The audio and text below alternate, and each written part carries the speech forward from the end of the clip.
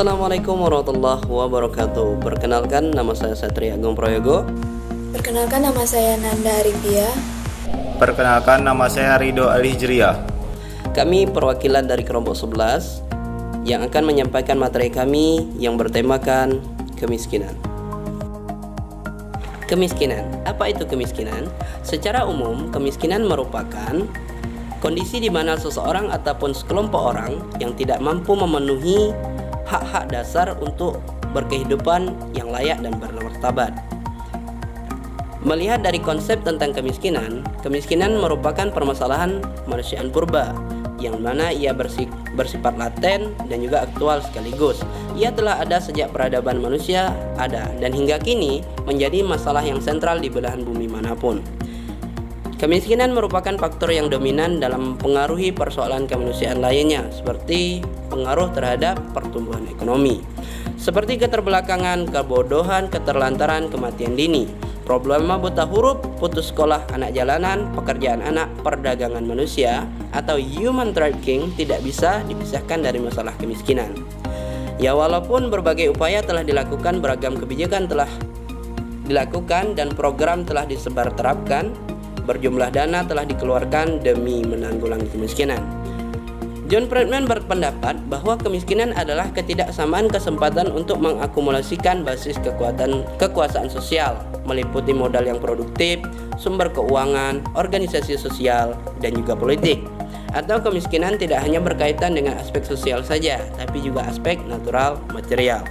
Sedangkan Loskop berpendapat bahwa kemiskinan pada umumnya didefinisikan dari segi pendapatan, dalam artian dalam jumlah uang, ditambah dengan keuntungan non-material yang diterima dari seseorang. Cukup tidaknya memiliki aset seperti tanah, rumah, uang, emas, dan lainnya, di mana kemiskinan non-material yang meliputi kebebasan hak untuk memperoleh pekerjaan yang layak. Sedangkan Bank Dunia menyatakan bahwa aspek kemiskinan yaitu pendapatan yang rendah, kekurangan gizi atau keadaan kesehatan yang buruk, serta pendidikan yang rendah. Dari beberapa pendapat tadi dapat kita simpulkan bahwa kemiskinan itu tidak hanya meliputi dari material, yaitu dapat diartikan orang dikatakan miskin tidak karena dia tidak mempunyai rumah, tidak mempunyai mobil, tidak mempunyai uang, akan tetapi seandainya seorang itu sudah minim dari pendidikan juga bisa dikatakan dengan terdampak oleh kemiskinan. Faktor penyebab kemiskinan yang berkembang. Kemiskinan identik dengan negara berkembang, yang dimana memang negara dikatakan negara berkembang karena belum bisa menanggulangi terhadap kemiskinan tersebut. Dari sisi individu, bahwa penyebab pengangguran adalah kemalasan untuk mencarinya. Kemiskinan merupakan sebuah masalah yang sudah umum ataupun lumrah di setiap negara, merupakan menjadi acuan utama yang harus memang didominankan dalam menanggulangi kemiskinan. Ada beberapa faktor individu yang menyebabkan kemiskinan, mulai dari individual sampai masalah struktural. Dari faktor individu yaitu seperti malas, seperti halnya dari faktor keluarga itu seperti kurangnya pendidikan, tekanan dari keluarga. Sedangkan faktor dari subkultural yaitu dari lingkungan menyatakan bahwa lingkungan juga mempengaruhi terhadap kemiskinan, yaitu merubah mindset seseorang, pola pikir seseorang dengan lingkungan setempat.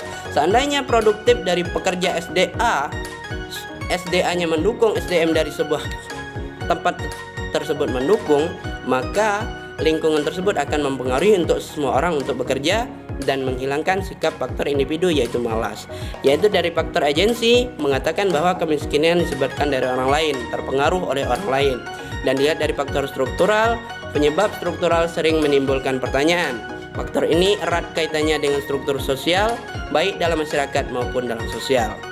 Maka daripada itu dapat disimpulkan bahwa kemiskinan ini juga disebabkan oleh beberapa faktor, dan karena itu menjadi faktor penyebabnya pertumbuhan ekonomi yang tidak baik.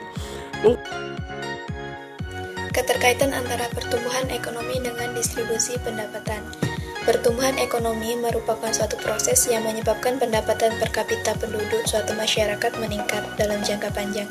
Definisi mengandung 3 unsur, yaitu yang pertama, pembangunan ekonomi sebagai satu proses, berarti Perubahan yang terus-menerus yang ada di dalamnya telah mengandung unsur-unsur kekuatan sendiri untuk investasi baru. Yang kedua yaitu usaha meningkatkan pendapatan per kapita. Yang ketiga, kenaikan pendapatan per kapita harus berlangsung dalam jangka panjang. Beberapa indikator kesenjangan dan kemiskinan. Ada sejumlah cara untuk mengukur tingkat kesenjangan dalam distribusi pendapatan.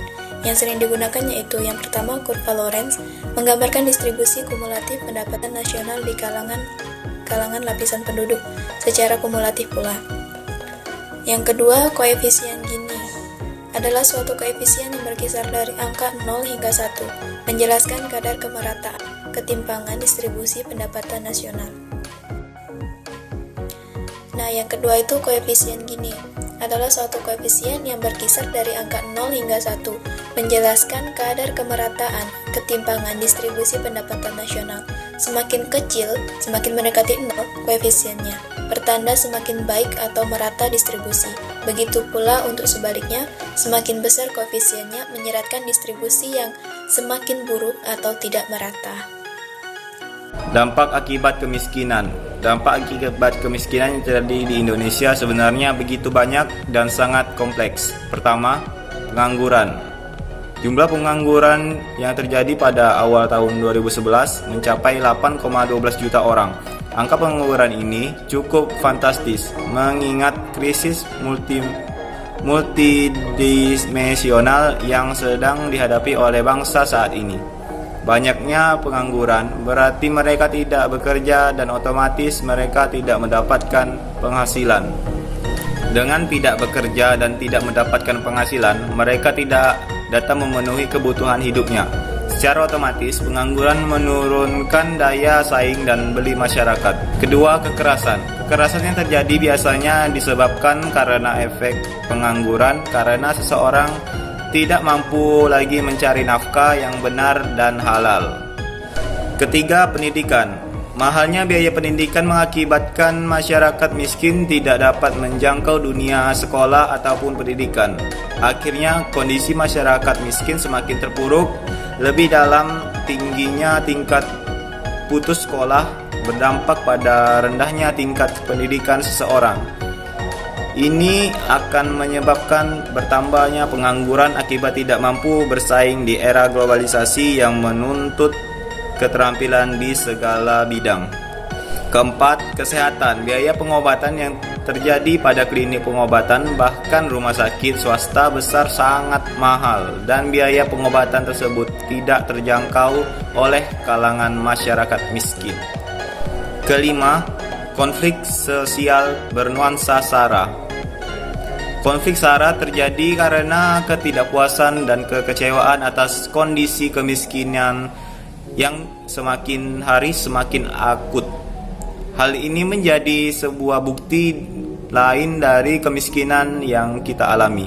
Terlebih lagi, fenomena bencana alam yang sering terjadi di negeri ini yang berdampak langsung terhadap meningkatnya angka kemiskinan semuanya terjadi hampir merata di setiap daerah di Indonesia, baik di pedesaan maupun di perkotaan.